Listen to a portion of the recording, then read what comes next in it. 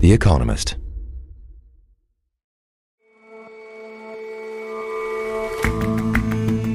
Hello and welcome to The Intelligence from The Economist. I'm your host, Rosie Blore.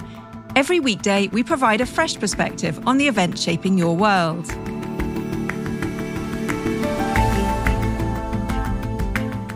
With less than 2 weeks to go until the US election, today we visit Georgia as part of our series on the swing states that could decide who wins. And Fethullah Gulen was sometimes called the second most powerful person in Turkey. But then he was accused of trying to oust the most powerful man, President Erdogan. Our obituaries editor remembers his life.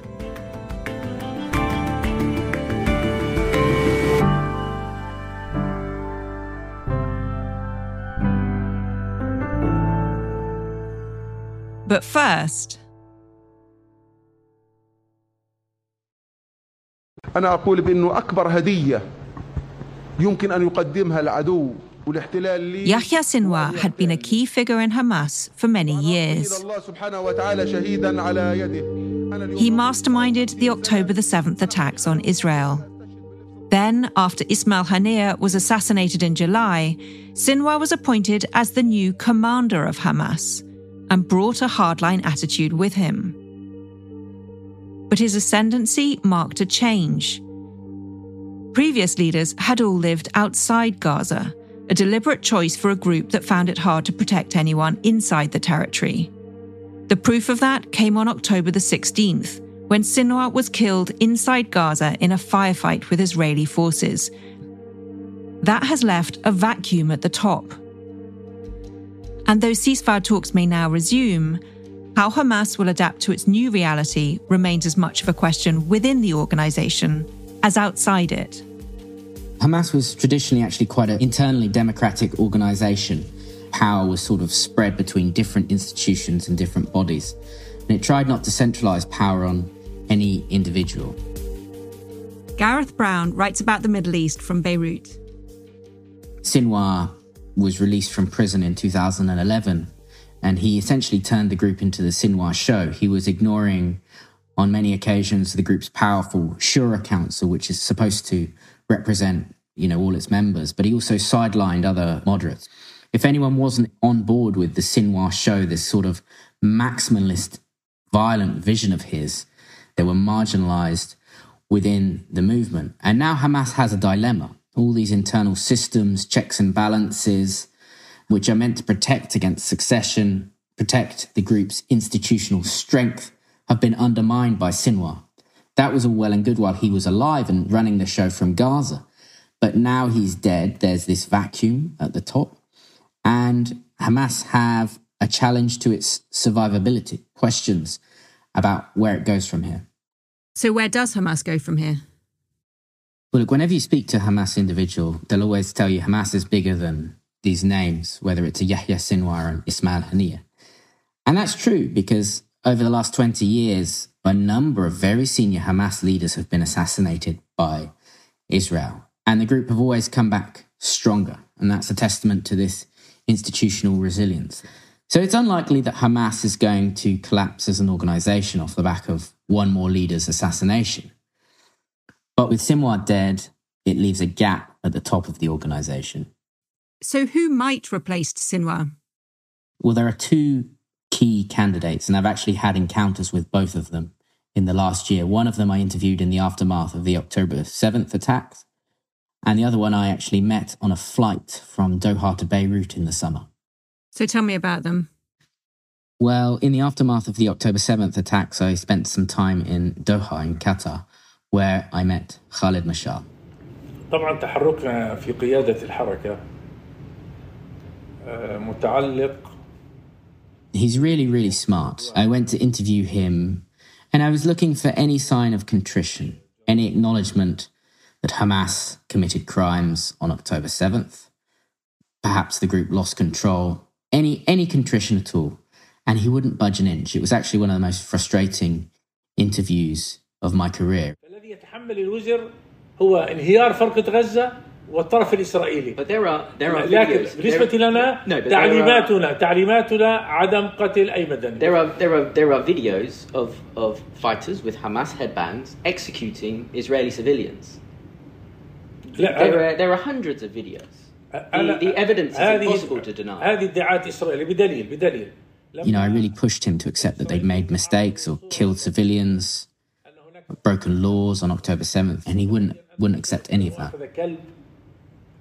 وصنعوا منها بالذكاء الصناعي. He basically called all of the crimes of October 7th Israeli propaganda and said it was misleading and false. He said they commit crimes and blame others.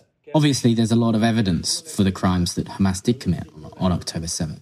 ينبغي للعالم الحر اليوم ألا يتعب نفسه في البحث عن إثبات ادعاءات إسرائيلية بينما يرى الجريمة الإسرائيلية. So these were some of the lines that he clearly wanted to deliver before the interview, and he was able to. Often he was talking over me, interrupting my questions. He said that Hamas hadn't killed or kidnapped any Israeli children. I mean, that's a blatant lie. There's plenty of evidence for these crimes.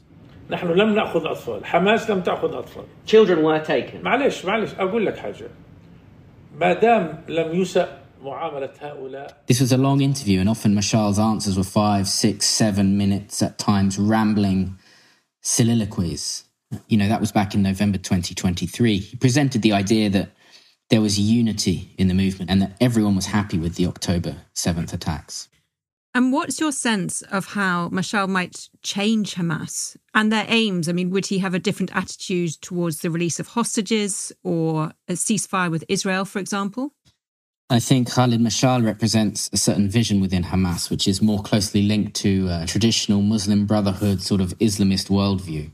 He's championed close links with Sunni Arab states and Turkey and the Gulf, and he's warned the group against being too close to Iran and the Iranian-backed Shia group Hezbollah in Lebanon. It's a very different ideology that he represents. In 2017, he was the champion of this so-called new charter within Hamas, which softened a lot of language from the founding charter and sort of lay the groundwork for Hamas someday accepting a two-state solution or joining the Palestine Liberation Organization, which it's never been a member of. So there is a vision behind Khalid Mashal, which could potentially represent compromise and moderation. And you mentioned that you met the other possible candidate as well. In the summer, I was on a flight from Doha to Beirut, and just a few seats in front of me, I noticed there was a large man with a Palestinian accent, and he turned round and I noticed it was Khalil al-Hayya. Now, he's another member of Hamas's political bureau based in Doha. He's originally from Gaza. And he could be seen as the successor to Sinwar, ideologically speaking. I've never interviewed him, but it was, quite a surprise that day to see him flying in economy class with me on a commercial airliner. Khalil al-Hayya represents a more hardline wing within Hamas. His ideological worldview points towards Iran. It points towards militancy and a more uncompromising, violent solution to the war. So do you have a sense, Gareth, of which of these two has the upper hand? It's hard to say, but it's important to note that this might not happen immediately. I think we could see Hamas basically run by a transitional sort of leadership council. If the group do go ahead and name a new leader, if it's either of these two individuals, that puts a huge target on their back. So I think it's possible that the group doesn't make an immediate decision for perhaps several months, and it runs as a sort of cooperation rather than, immediately replacing Sinwar, which is what has happened with Hezbollah in Lebanon since the killing of Hassan Nasrallah. So these are two leading candidates, but this might not happen for many months. Gareth, thank you so much for talking to me. Thank you for having me.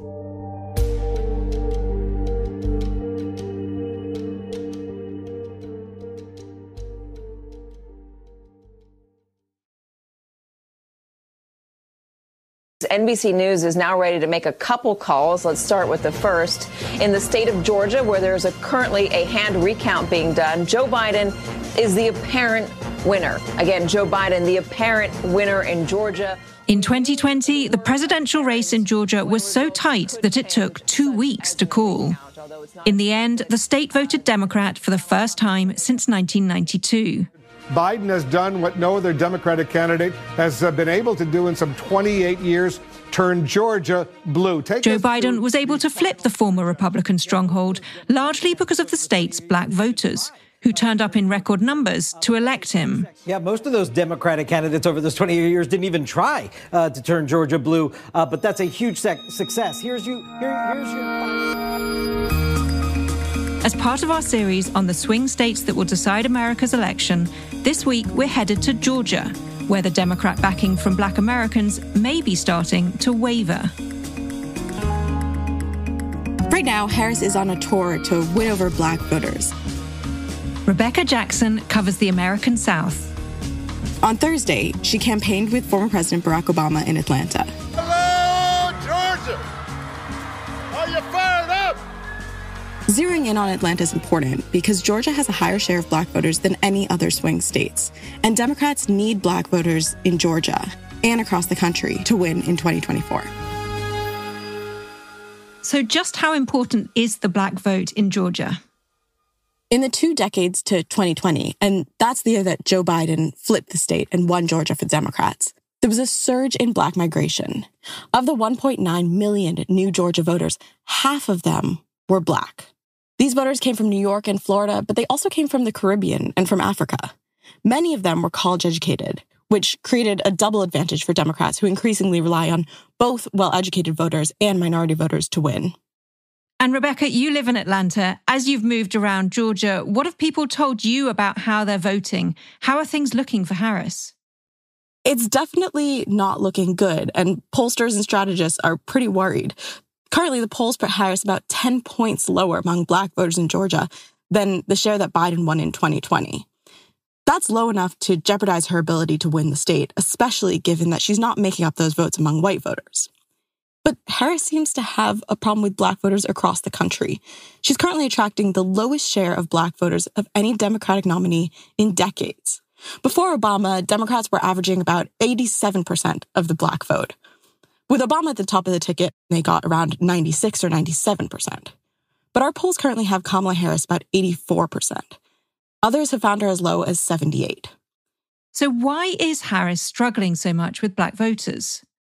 In some ways, that's one of the biggest questions of this election, especially because she herself is black, so some expected her to do much better. The demographic that seems to be moving away from her most is young black men. Black women are very enthusiastic about Kamala Harris. And to some extent, that's just a feature of Trump appealing to men across the country, of all races. The issues that young black men care about are the same as what people across the country care about. It's mostly jobs and inflation. But one thing that really stuck out to me when looking at the polling was that the salience of civil rights seems to be eroding in the black community. Far fewer black men under 30 say civil rights is an important issue than, say, black men over 65. Anecdotally, I spoke to black men across the socioeconomic spectrum, and there's a resounding message. At a Trump rally, I was sitting next to a man in a very fancy suit who's a club owner, and he was saying that he thinks Trump will do wonders for his business and that he's suffered under the Biden administration. When I spoke to Zachary McGinnis, he's a 22-year-old realtor who lives in Riverdale, Georgia, just south of Atlanta. He had basically the same message. I'm going to vote for Donald Trump. How come? Many reasons, but I would say the main reason that I'm going to vote for him is because, like I said, when it comes to a better economy, I believe that he's going to bring that with his policy. And he just wanted to see a change. It sounds like the Democrats are no longer able to make that connection then between jobs and civil rights. I called up Stacey Abrams, the Democratic politician and activist who's been credited with getting out the black vote in Georgia, and asked her exactly that question, sort of, where is this messaging going wrong? And she basically said that Democrats just need to do a better job of connecting the dots, because she argues that concerns about the future of black people and about their economic opportunities are really at their core civil rights issues. I'm not certain is reflected, but if you talk to young black men, and I do, and you ask them what they're concerned about, they will often articulate fears about their safety, fears about their future, fears about their access to jobs, which are inherently civil rights issues. If the Harris campaign wants to win the same share of the Black vote that Biden won, they'll need to press this message much harder. And are they now trying to push that message? Harris is definitely trying to speak directly to Black voters right now. She has a spree of events, one with Michelle Obama this weekend, and another happened with Usher last weekend. And she's also sitting down with a load of media celebrities to press her closing arguments in interviews. Recently, she sat down for an interview with Charlemagne the God, a radio host in Detroit. And he asked her about specifically how she was going to help Black voters. Every first-time homeowner, wherever they are, whatever their race, will benefit if they are a first-time home buyer with a $25,000 down payment assistance. Everyone is going to benefit from my plan to extend the child tax credit to $6,000 for the first year of their child's life. That's going to benefit everybody. But I do realize, again, that on the issue of home ownership, for example, Black people are 40% less likely to own a home. If you listen to what Kamala Harris is actually saying to Black voters right now, it's really all about the economy. She's talking about a child tax credit, about housing assistance. She's trying to make the case that she is the candidate who could make life financially easier for Black voters. But perhaps most interestingly, last week she put out an economic agenda, a plan for Black men specifically. It included things like legalizing marijuana, protecting cryptocurrency assets, and creating way more forgivable loans for the Black community. Whether she'll be able to do those things is one thing, but her campaign is certainly hoping that those promises will attract voters to the polls. So we're now less than 2 weeks out from the election. What would your prediction be about which way Georgia will swing? In the Economist forecast model, Trump is currently favored to win Georgia. But both campaigns will be spending a lot of time here in the next week and a half. Early voting is already underway in Georgia, and at this point, millions of Georgians have already cast their ballots. Kamala Harris is running out of time to convince skeptical Black voters to come back into the fold. Thanks so much. Great to talk to you, Rebecca. Thank you, Rosie. And you can hear more about the US election in today's episode of Checks and Balance, recorded live in North Carolina. And yes, you'll need to be a subscriber to listen. Subscribing to Economist Podcast Plus helps make our journalism possible, so thank you. Search Economist Podcast Plus for a free trial.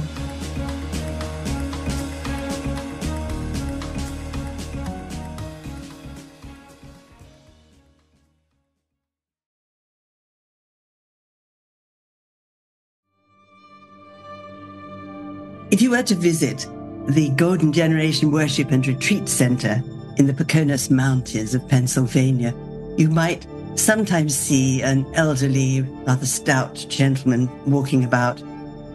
Anne Rowe is The Economist's obituaries editor. This was Fatullah Gulen, who had been in exile in America at the retreat center for almost 2 decades. He was there because he was under investigation in Turkey and was a wanted man. And there were just 2 rooms that were his. He wanted to stress what a modest and simple life he had. But if you went to the room next door, that was a studio where he continued to put out videos and audio for all his followers in Turkey and abroad. And he had millions of them. It was through these videos that he'd risen to become the second most powerful man in Turkey after only Recep Tayyip Erdogan.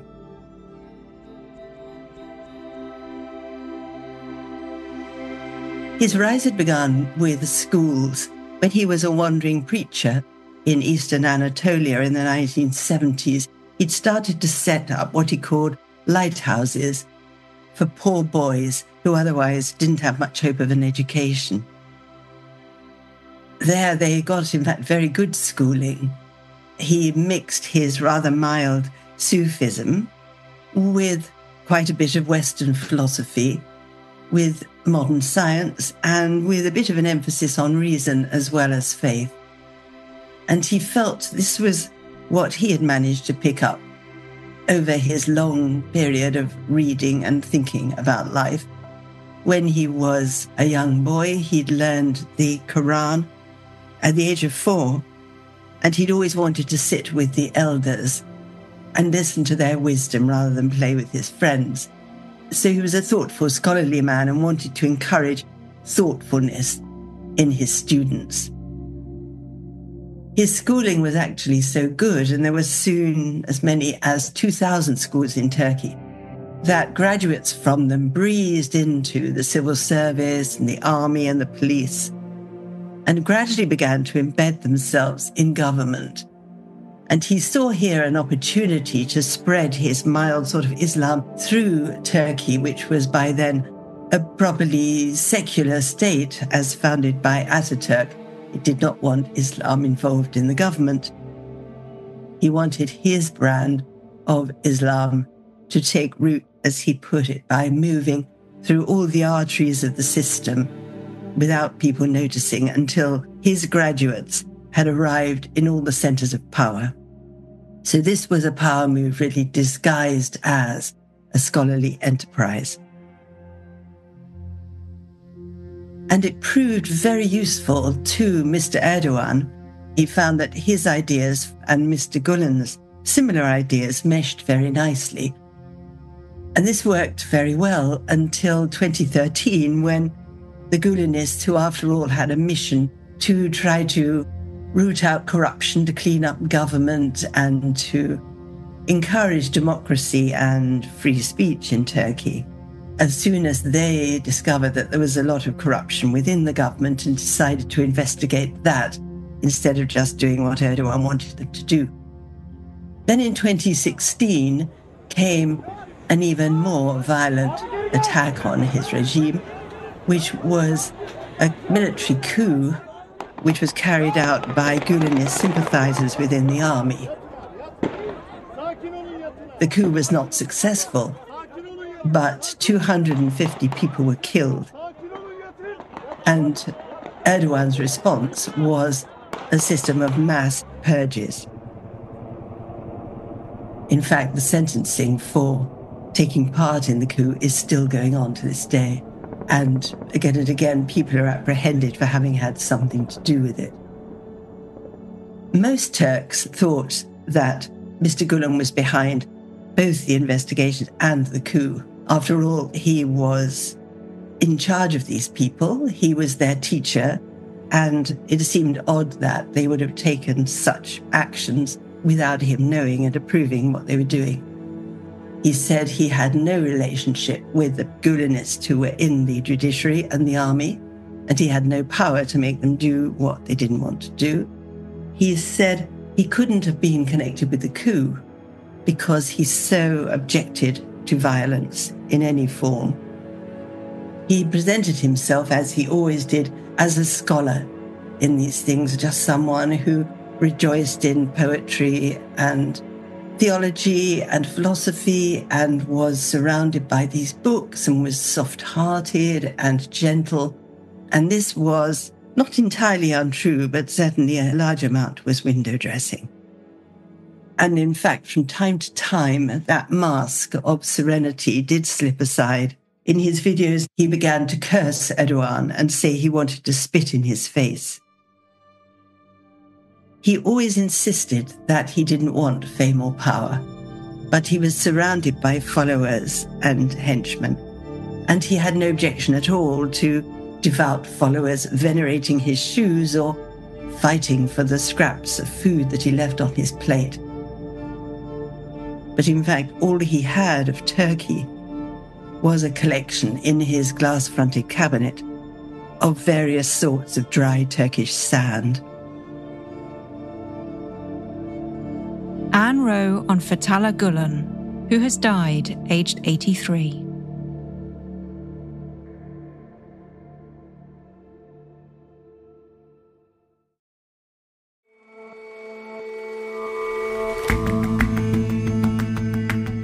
That's it for this episode of The Intelligence. The show's editors are Chris Impey and Jack Gill. Our deputy editor is John Joe Devlin, and our sound designer is Will Rowe. Our senior producers are Rory Galloway and Sarah Larniuk. Our senior creative producer is William Warren. Our producers are Maggie Kadifa and Benji Guy. And our assistant producer is Henrietta McFarlane, with extra production help this week from Peter Granitz. We'll all see you back here for the Weekend Intelligence tomorrow.